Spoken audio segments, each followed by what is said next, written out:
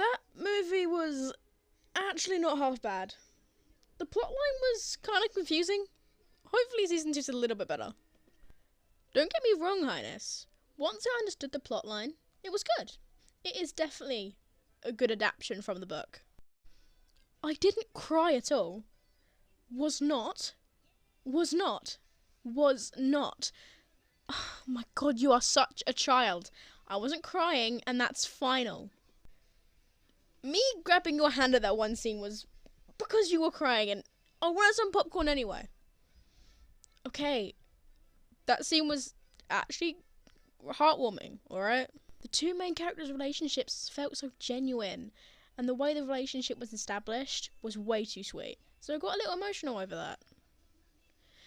Whatever. You want anything else? More popcorn, crisps, sweets, dip, drinks? As you wish. I could use another refill myself. Be right back. I'm back. Highness? What? Careful, Highness. You nearly got me there. Didn't mean to scare you. Didn't think you'd try and swing at me.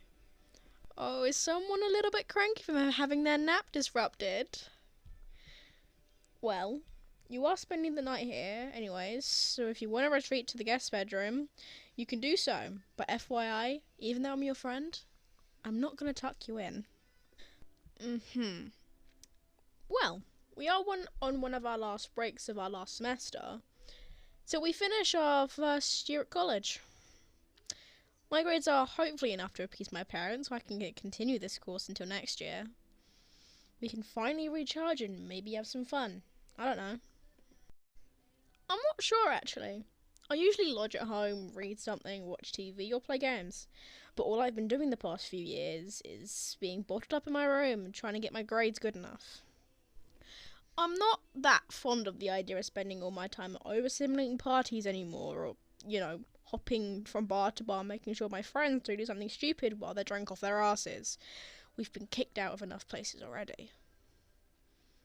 We have been talking about putting some funding together for a trip to a holiday park, but I don't know if it's set in stone. Kind of hoping it is. How about you? Any big plans for your break? Yeah, I'm not surprised by that. You were never the type for the big parties being thrown around campus or any social gatherings, and I mean, most of them weren't worth the hype. I just went to keep up with my old friends, and most of them forgot who I was anyway. It isn't a big deal. I can't stop looking back at all the things I used to do to keep them. God, I was so pathetic. Life without them isn't so bad. If anything, they made me realise who my real friends are. The ones who don't care that I have money, or I'm not that big on parties. They don't even mind me and you being more friendly. Even though they've been pestering me to get closer with you. But yeah, even you've been a friend to me throughout all this. It's kind of strange. You have every reason to kick me under the bus, yet I feel more like myself around you than anyone else. The amount of times I felt like an absolute dick for not liking someone that everybody else liked, and they seem like a really nice person, but once you get to know them or something comes out, you realise you were right about that feeling, and I really regret the times I ignored it. My mum says it's a sixth sense that apparently runs in our family or something along those lines. She's really superstitious like that. Glad I know where I got that from. I guess what I'm trying to say is I really appreciate our friendship. It means a lot to me. Even though we only have 2 classes together, I hope we can still hang out like this. There was a time when I would have been embarrassed to be seen with you, but the whole not caring thing seems to work with you, so maybe it's time I try having the same attitude with others. So if I get mocked for hanging out with you, then that's their problem. I suppose that's why I allowed you to come with me to the party and come over and spend the night. And I remember how you really liked hanging out with me at the last party we had, so I figured you wanted an excuse to hang out with me again. And I can see I was right. Don't be coy. You literally begged me to take you as my date for tonight's party. Your eyes nearly popped out of your head when I agreed to take you. Did too. You did too. Alright, fine. You weren't adorably gleaming with happiness. What? I didn't say adorable. No, I didn't. I definitely wasn't calling you adorable. Oh, shit. What am I saying? Look, it's late and I need sleep. I'm tired and I don't know what I'm saying. Just forget about all this whole thing. Good night. Really? You're going to block me from my room over this? We're having a great time earlier. Let's not ruin this over this. I don't get defensive over personal stuff. You're just annoyingly nosy. Okay, say I did call you adorable. It wouldn't even be that big of a deal. Well, I wasn't answering you because you were making a big deal out of it. I don't care that I called you adorable, but you looked at me like a deer in headlights, and I wanted to spare your embarrassment by not repeating myself.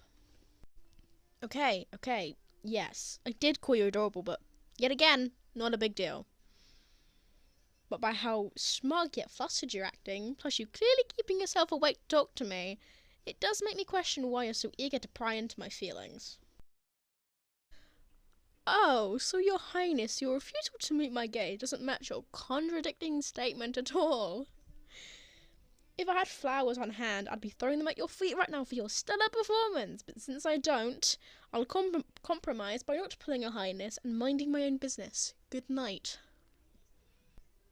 What? Wait. No, repeat that. I am not cute when I'm flustered. I'm not even flustered. And I'm especially not cute. This is payback for me flustering you, isn't it? Well, mission accomplished. Does seeing me turn red in the face fill your heart with some kind of sadistic glee? Just call it even already. I don't know what the hell brought you to that conclusion, but I'm not cute. And you're still a royal pain. Well, I invited you out in the first place because you're not a royal pain 100% of the time. And I was kind of hoping tonight was going to be one of those nights, as your company's pretty enjoyable. Why are we even talking about this? Why is this happening? I just wanted this to be an enjoyable night with us hanging out just as friends, but now everything feels awkward. Fucking hell. It's okay? Really? My stupid brain not keeping my fucking mouth shut. Shit, damn it. So, what now? No, it's not you. My head's just overthinking and contradicting and all that lovely brain thinking stuff. I'm sure you're seeing this when I invited you just to have a good time. You're really benevolent when you're not being a royal pain. That's why I like talking to you and why I'm sorry for putting you in a spot like this when you're supposed to be spending the night here, but with everything else I've said, things would be less awkward if I don't stop dancing around it. You don't feel pressure to answer straight away. If you need time to think about it, that's fine too. I won't let the outcome of this affect our friendship. Okay, the thing is, I might have a bit of a crush on you. I said I might have a bit of a crush on you. Oh my god, you are so deaf. I like you a lot.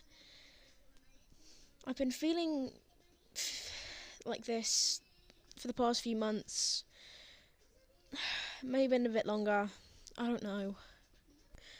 I just love being around you and talking to you and seeing your eyes light up and hearing you laugh, even if it's at me. You know, it turns out I feel happier when you look at me like that than when you glare at me, as cute as it is.